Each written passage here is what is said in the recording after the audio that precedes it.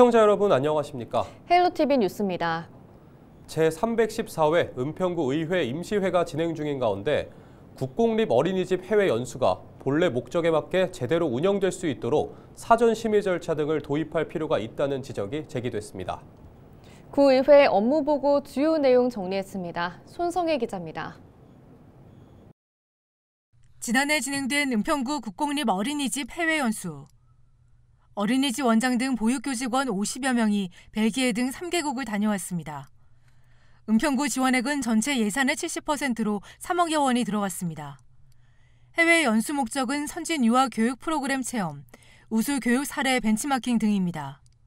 그러나 실제 연수 일정은 본래 취지와는 거리가 멀었다는 지적이 제기됐습니다. 연수 일정 상당수가 관광지 방문으로 채워졌다는 겁니다. 도시문화유산의 정통문화의 이해를 통한 지역예술교육 프로그램 조사한다 해서 현장 견학 가셨는데 네. 뭐 본 줄 아십니까? 어느 나라인지는 제가 모르겠어요. 근데 그 나라에 오줌 싸개 동상이 유명한가 봐요. 그거 보러 가셨어요.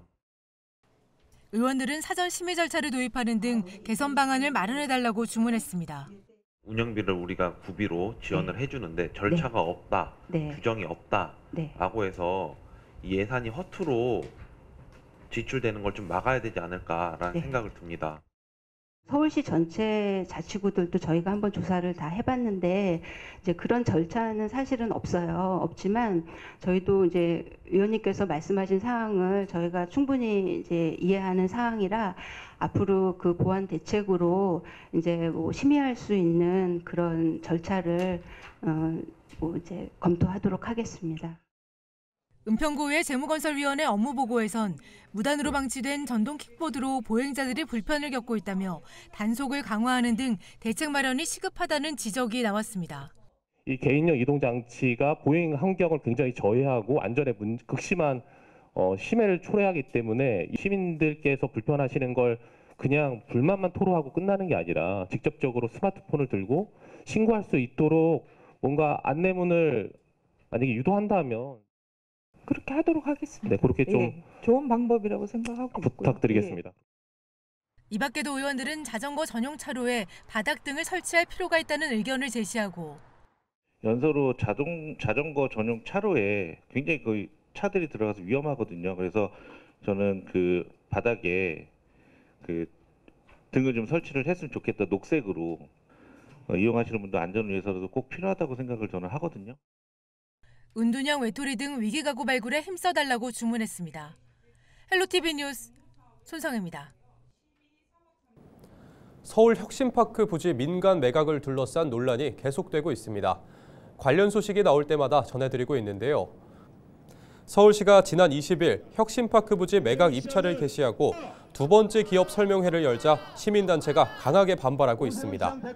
혁신파크를 지키는 은평 시민모임과 혁신파크 공공성을 지키는 서울네트워크는 27일 오전 서울시청 앞에서 기자회견을 열고 오세훈 시장이 시민들의 반대에도 불구하고 혁신파크 부지 매각을 강행하고 있다며 즉각적인 중단을 촉구했습니다. 은평 주민 61%가 혁신파크 기업 매각에 반대하고 있으며 인근 주민일수록 반대 의견이 높다고 한다. 그럼에도 오세훈 시장은 시민의 의견을 듣지 않고 마치 불도저처럼 개발 욕망을 키우며 불통의 정치를 행하고 있다. 이들은 개발 계획이 명확하지 않은 상태에서 기업의 50%를 공공기여를 감면해주고 환매권을 설정하는 것 자체가 사업의 불투명성을 보여준다고 지적했습니다. 어떻게 개발하겠다라고 하는 방향성도 없는 상태에서 기업에게 50%의 공공기여를 감면해주겠다는 식의 당근을 먼저 내놓은 거죠. 환매권을 고려한다라고 하는 것은 뭐냐면 결국에 그 시기 동안 개발 사업의 추진이 안 될 경우를 상정하는 겁니다. 야, 안 되면 다시 사올게요 라고 하는 방식이 도대체 무슨 생각인지 알 수가 없습니다. 서울 혁신파크 민간 개발을 반대하는 시민들은 2023년 7월 혁신파크 공공성을 지키는 시민 모임을 결성한 이후 매각 반대 서명운동, 천막 농성, 공익감사 청구 등 매각 저지 활동을 이어가고 있습니다. 한편 서울시는 혁신파크 부지를 디지털 미디어, 영상 등 창조산업 특화 거점인 서울 창조타운으로 조성할 계획입니다. 서울의 새로운 대중교통으로 주목받고 있는 한강버스 두 척이 여의도 선착장에 도착해 서울 시민에게 첫 선을 보였습니다. 지난 24일 경남 사천을 출발한 한강버스는 26일 김포 마리나베이에 도착해 하루를 보내고 27일 1시간 30분을 운항해 여의도 선착장에 도착했습니다. 알루미늄 합금 재질로 만들어진 한강버스는 연료 소모량이 적고 하이브리드 추진체를 탑재해 이산화탄소 발생량이 디젤 기관의 절반 수준으로 친환경 수상 교통수단으로 평가되고 있습니다. 탑승 인원은 선원 5명을 포함해 모두 199명이며 휠체어석 4석과 자전거 거치대가 설치돼 있습니다. 한강버스 2척은 다음 달 초부터 시범 운항을 실시하고 상반기 중 정식 운항에 나설 예정입니다. 은평구가 최대 8% 할인 혜택을 받을 수 있는 은평 민생회복 상품권을 발행합니다. 민생회복 상품권은 상품권을 5% 할인된 가격에 구매하면 상품권 사용 금액의 3%를 되돌려주는 방식으로 최대 8% 할인 혜택을 제공하는 겁니다. 발행 규모는 35억 원으로 3월 10일 오전 10시부터 서울페이 플러스 등을 통해 구입할 수 있습니다. 1인당 상품권 구매 한도는 월 50만 원, 보유 한도는 150만 원입니다. 구는 또 배달 전용 상품권인 은평 땡겨요 상품권을 15% 할인하고 경조사 답례나 선물로 기프티콘 대신 지역 상품권을 선물하는 은평사랑 상품권 선물하기 캠페인도 추진합니다. 의정부시와 정치권이 지역 교통망 개선을 위해 머리를 맞댔습니다. 국가 사업으로도 검토되고 있는 광역철도 구축 사업을 서둘러 추진하겠다는 계획인데 과제도 적지 않습니다. 이세진 기자의 보도입니다. 의정부 시민들은 버스나 국철 같은 대중교통을 주요 이동수단으로 꼽았습니다. 시내버스 노선 확충과 더불어 GTX-C 개통을 시급한 현안으로 봤습니다. 국회에서 열린 의정부 교통발전 방안 토론회는 지역민 1,001명을 대상으로 한 인식조사를 바탕으로 이뤄졌습니다. 아주 길게 모든 목소리를 다 청취하지 못했다라는 제한이 있는 조사라는 걸 생각을 좀 해주시고 정치인들 분들께서 더 시민 곁으로 가셔서 말씀을 많이 더 들어주시면 좋을 것 같아요. 왜 시내버스 노선 확대가 필요하고 어디에 가야 되는지. 이 자리에서 의정부시는 철도와 버스, 도로를 망라하는 종합교통계획을 내놨습니다. 특히 7호선과 8호선 별내선 연장, GTX 개통까지 굵직한 철도 계획들이 핵심입니다. 동부 생활권에서 굉장히 지금 철도가 지금 없다 보니까 열악한 환경을 나타내고 있는데 이 부분을 좀 해소하기 위해서 계획한 게 지금 8호선 연장선입니다. 8호선 연장선하고 그다음에 이제 국가에서 지금 추진하는 사업이 GTX F 노선, GTX-C 또한 28년 이후 준공이. 하지만 빠른 추진 여부는 불투명합니다. 막대한 예산이 투입되다 보니 경제성 확보가 과제입니다. 국가 철도망 계획의 추가 사업 검토로 포함이 됐으나 작년 6월 기재부 재정평가위에서 예비 타당성 조사 탈락됐습니다. 그래서 우리가 다시 이 8호선을 어떻게 할 것인가에 대한 노선 재기획이 필요한 시점이고요. 교통망 확충은 토론회를 주최한 지역구 의원들의 공약이기도 합니다. 두 의원은 정치권 차원의 역할을 약속했습니다. 특히 GTX-C 노선 이 착공이 계속 지연되고 있어서 지역에서 많이 걱정을 하시는데요. 관련해서 저희 국토부하고 협력해서 이 노선이 차질 없이 예정대로 준공될 수 있도록. 8호선은 별내에서 고산동, 밀락동, 의령역, 의정부로까지 가는 그 연장을 통해서 교통을 좀 원활하게 할 수 있는 그런 방안을 위해서 제가 공약을 내걸었는데 정부에서 하는 제5차 광역교통 시행계획에 포함될 수 있도록. 중랑천을 중심으로 나뉜 생활권을 잇고 경기 북부의 교통 허브가 되는 것이 의정부의 교통 비전. 풀어야 할 숙제가 적지 않지만 교통 개선을 위한 총력전에 나서겠다는 의지입니다. 헬로티비 뉴스 이세진입니다. 검찰이 전세 사기 범행에 가담한 일부 일당들에게 무죄를 선고한 법원 판결에 불복해 항소를 제기했습니다. 인천지검은 최근 사기 등의 혐의로 징역 15년을 선고받은 남모 씨와 공범들의 1심 판결에 불복해 항소했다고 밝혔습니다.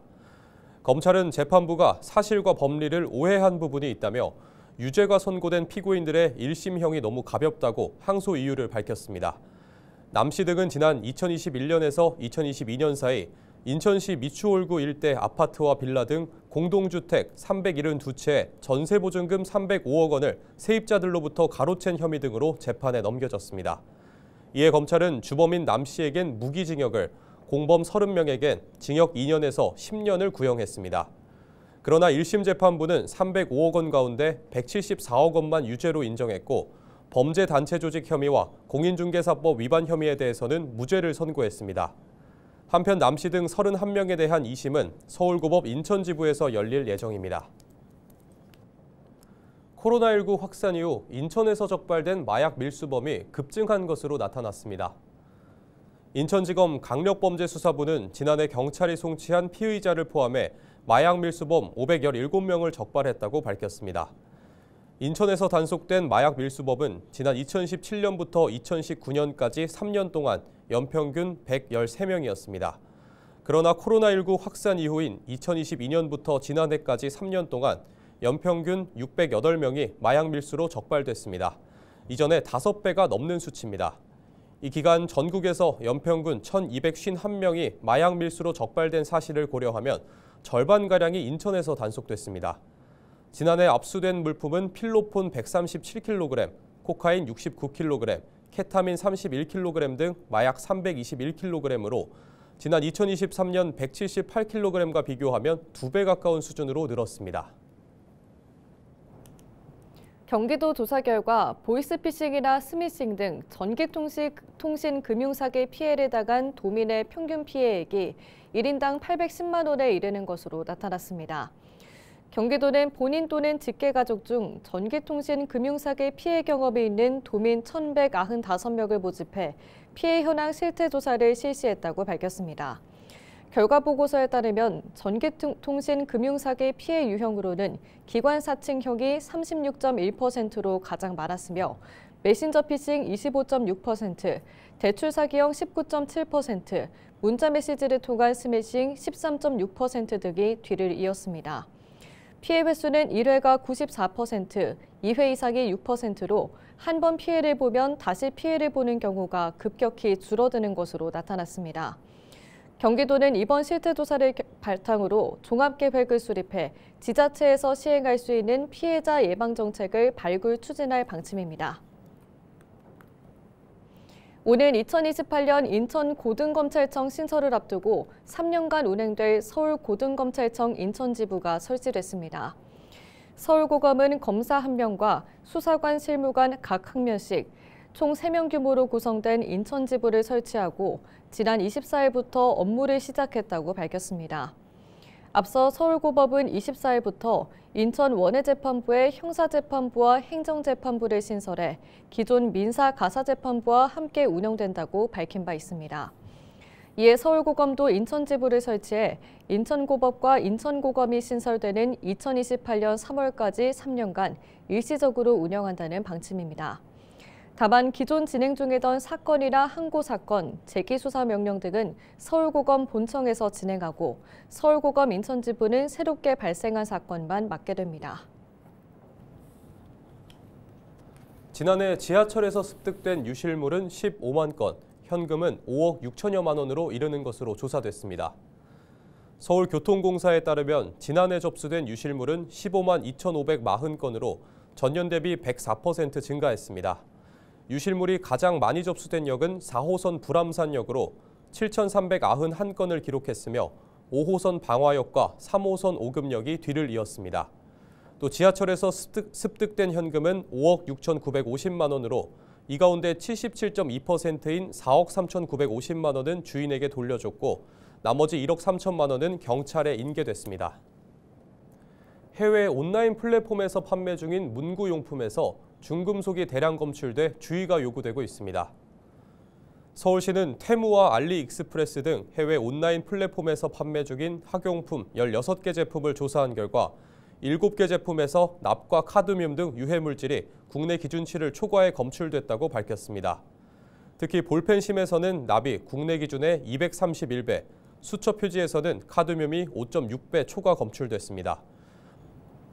이상으로 뉴스를 마칩니다. 시청해주신 여러분 고맙습니다.